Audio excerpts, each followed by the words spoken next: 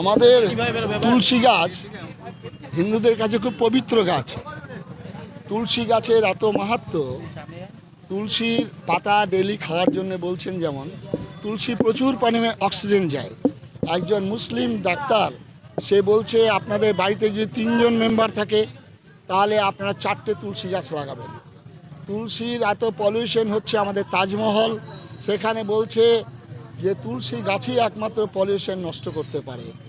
ক্যান্সারের has no answer, তুলসী গাছ একমাত্র পারে আমাদের ক্যান্সার প্রতিরোধ করতে। ডেলি 10টা-15টা করে তুলসী পাতা খেতে বলছে। সুতরাং আমাদের সনাতন হিন্দু ধর্মের আমাদের বিশ্বাস সেখানে নারায়ণ বিরাজ করেন।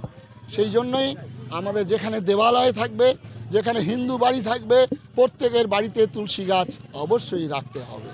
এখন সম্রাট আকবরের মতো যদি বলে তোমরা তুলসী গাছকে পুজো করো, বীরবলকে বলছে হ্যাঁ আমরা তুলসী গাছকে পুজো করি নারায়ণ জ্ঞানী, তাই নাকি? তুলসী গাছকে পুজো করো। সেই গাছটা নিয়ে এসে ভালো করে পায়ে ডলিয়ে নিজের শরীরে তুলসী গাছ জ্বলছেন। তারপরে তখন বীরবল দেখলাম আমাদের তুলসী গাছের এত অপমান হলো, তারপরে একটা বিচ্যুতি গাছ লাগিয়েছে, সেখানে জল দিচ্ছে। জল দেওয়ার পরে তোমরা এই বীরবল আবার কি করছো তোমরা? বলছে না, ওইটা তুলসী গাছ নারায়ণ ছিল আর এটা শিব স্বরূপ, আমরা এই গাছটাকে পুজো করি, তাই নাকি?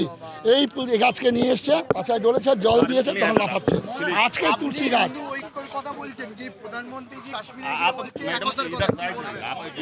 হিন্দু চিরকালের ঐক্যর কথা বলছে। আমাদের বেদ, বেদান্ত, উপনিষদ সব জায়গায় একতার কথা বলছে। রামায়ণ, মহাভারত সব জায়গায় একতার বলছে। সংগচ্ছদ্দং সংগদদ্দং সব মানসী জানতাম। ভারতবর্ষের ধর্মনিরপেক্ষতা মুখে বলতে হয় না, আমরাই একমাত্র সর্বেশাং মঙ্গলাং ভূয়াৎ বলি। আমরাই একমাত্র গাছকে পুজো করি, পাথরকে পুজো করি, সাপকে পুজো করি। আমরা ধর্মনিরপেক্ষতা কাকে বলে? ধর্মনিরপেক্ষতা এর থেকে আর বড় আছে নাকি? ভারতবর্ষের সমস্ত শ্রেণীর দিবে আর নিবে, মিলাবে আর মিলবে, যাবে না ফিরে এই মহাভারতের সাগর তীরে। কেউ যদি মনে করে আমরা মুসলমানদের তাড়িয়ে এটা হিন্দু বানাবো, এটা মূর্খের স্বর্গে।